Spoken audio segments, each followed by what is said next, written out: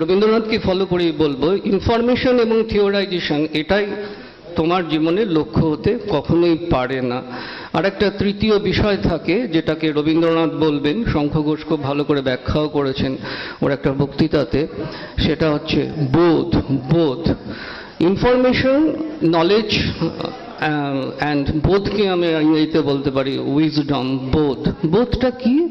সে বোধ হচ্ছে তথ্য এবং তত্ত্ব এর সাথে তোমার নিজের ভেতরে যে জারণ প্রক্রিয়া, তার মানে তোমার অনুভব, তোমার অনুভূতি, তোমার নিজস্ব দৃষ্টিভঙ্গি তৈরি হওয়ার প্রক্রিয়া, এটাকে আমরা বলি বোধ। মানুষ তথ্য থেকে তত্ত্বে এবং তত্ত্ব থেকে বোধে যদি পৌঁছাতে না পারে, তাহলে ছাত্র হিসাবে এবং তার পরবর্তীকালে সামাজিক মানুষ হিসাবে সঠিক জীবন যাপন করাটা বেশ, বিশেষত সিদ্ধান্ত গ্রহণ করাটা বেশ মুশকিল।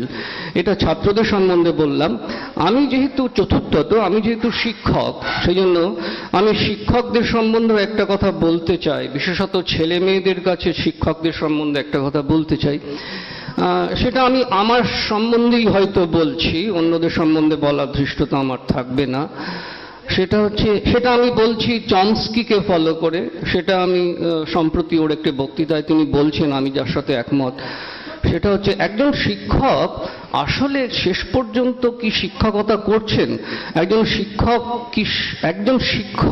তিনি শিক্ষক মানেটা কি?